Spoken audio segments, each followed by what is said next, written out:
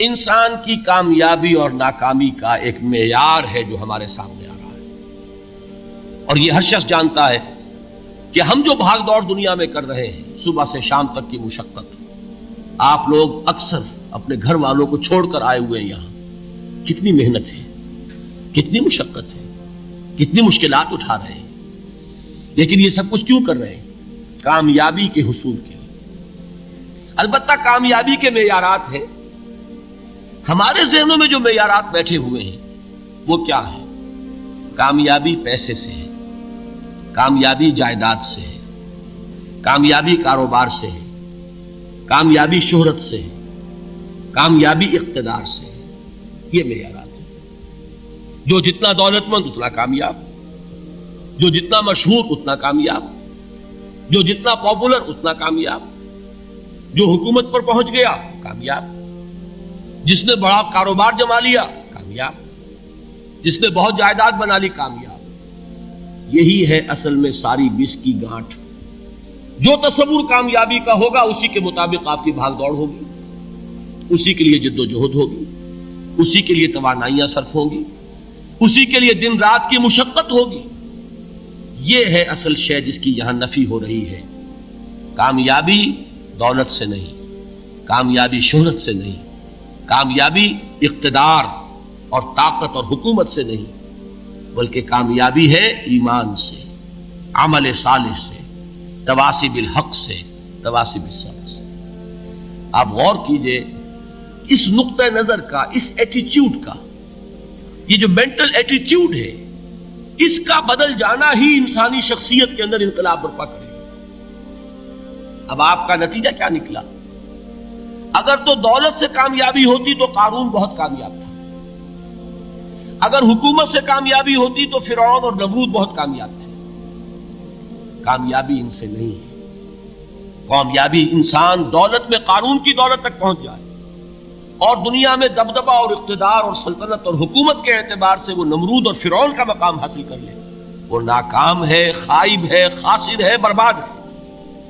اور ابو ذر غفاری کامیاب ہے، چاہے ان کے پاس کچھ نہیں تھا، جھونپڑی تک نہیں تھی، کوئی گھر نہیں تھا۔ حضور نے فرمایا ہے اللہ کے کچھ بندے ایسے ہوتے ہیں جو کسی محفل میں جانا چاہیں تو انہیں اجازت نہ ملے، جو کہیں اگر رشتہ کرنا چاہیں کوئی ان سے رشتہ کرنے کو تیار نہ، کہیں کوئی سفارش کرنا چاہے تو ان کی کوئی بات ہی نہ سنے۔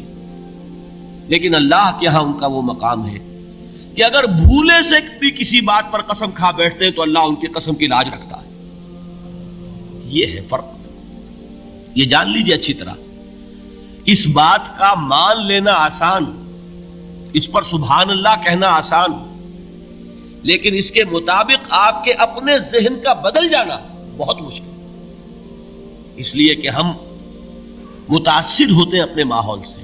وہ بڑا محل ہے، دیکھ کر ایک دفعہ جھرجھری آتی ہے، وہ بڑی سی 20 فٹ لمبی کار سناٹے کے ساتھ آپ کے پاس سے گزر گئی، ایک دفعہ اعصاب کے اندر ارتعاش ہوتا ہے، محسوس ہوتا ہے بڑے یہ نصیبے والے لوگ ہیں، بڑے خوش نصیب، بڑے کامیاب، حالانکہ کچھ معلوم نہیں کہ یہی سب سے بڑی بد نصیبی ہو سکتا ہے کہ یہی سب سے بڑی ناکامی ہو۔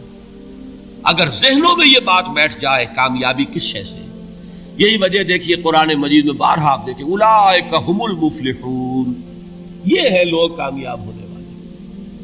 آج یہ آپ نے نماز میں وہ آیات سنی، یا ایھا الذین آمنوا ارکعوا واسجدوا واعبدوا ربکم وافعلوا الخیر لعلکم تفلحون۔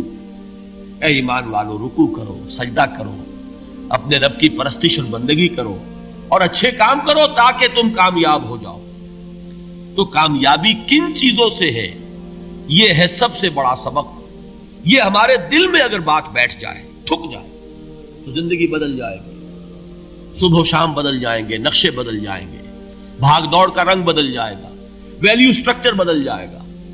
آج وہ ایک چیز نہایت اہم نظر آ رہی ہے، کل نہایت غیر اہم نظر آئے گی۔ جیسے کہ حضور کی حدیث ہے مالی ولی دنیا، مجھے تمہاری اس دنیا سے کیا سروکار ہے، انما مثلی کراکب استظل تحت شجرۃ ثم راح فترکھا، میری مثال تو اس سوار کی سی ہے جو تھوڑی دیر کے لیے ایک درخت کے سائے میں ٹھہرتا ہے سستانے کے لیے، پھر وہ اپنا راستہ لیتا ہے، اسے اس درخت سے مستقل تعلق اس کا نہیں ہے، وہ اس کا گھر نہیں، وہ اس کی منزل نہیں۔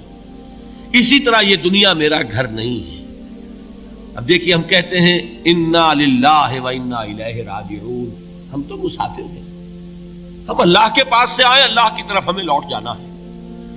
کن فی الدنیا کانک غریب و عابر سبیل، حضور فرماتے ہیں دنیا میں ایسے رہو جیسے کہ تم اجنبی ہو یا راہ چلتے مسافر۔ لیکن یہ طرز عمل کب ہوگا؟ جبکہ یہ آیت ہمارے ذہنوں کے اندر بیٹھ گئی ہو، والعصر ان الانسان لفی خسر الا الذین آمنوا وعملوا الصالحات وتواصوا بالحق وتواصوا بالصبر۔ یہ ہے اصل بات جو میں نے عرض کیا تھا کہ میں بتاؤں گا صحابہ کیوں ایک دوسرے کو یاد دلاتے تھے۔ اس لیے کہ دیکھیے جیسے برف باری اگر ہو رہی ہو، آپ باہر نکلیں گے تو برف آپ کے کپڑوں پر جم جاتی ہے نا، تو آپ جھٹکتے ہیں کپڑوں کو تاکہ برف ہٹ جائے۔ ہمارے ایمان پر اس دنیا میں رہتے ہوئے جب ہم متاثر ہوتے ہیں ماحول سے تو گردہ آ جاتا ہے، برف پڑ جاتی ہے، اس کو جھٹکتے رہنے کی ضرورت ہے۔ اور وہ جھٹکنے کی بہترین اور مؤثر ترین شکل یہی ہے کہ یاد رکھو کامیابی ان چیزوں سے نہیں ہے۔ چمک دمک جو ہے دنیا کی، یہ ساری چمک دمک جو تمہیں رجھا رہی ہے، جو تمہیں اپنے اندر گم کیے ہوئے ہیں، یہ لفظ گم پر اقبال کا وہ شعر یاد آ گیا کہ کافر کی یہ پہچان کے آفاق میں گم ہے، اور مومن کی یہ پہچان کے گم اس میں ہے آفاق۔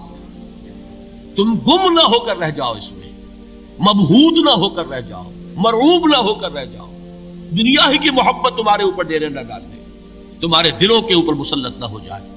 لہذا تازہ کرتے رہا کرو، والعصر ان الانسان لفی خسر الا الذین آمنوا وعملوا الصالحات وتواصوا بالحق وتواصوا بالصبر۔ پھر یاد کر لو، پھر تازہ کر لو اپنے اس یقین کو کہ کامیابی دولت سے نہیں، کامیابی ثروت سے نہیں، کامیابی اقتدار سے نہیں، کامیابی شہرت سے نہیں، کامیابی جائیداد سے نہیں، کامیابی ہے ایمان سے، کامیابی ہے عمل صالح سے، کامیابی ہے تواصی بالحق سے، کامیابی ہے تواصی بالصبر سے۔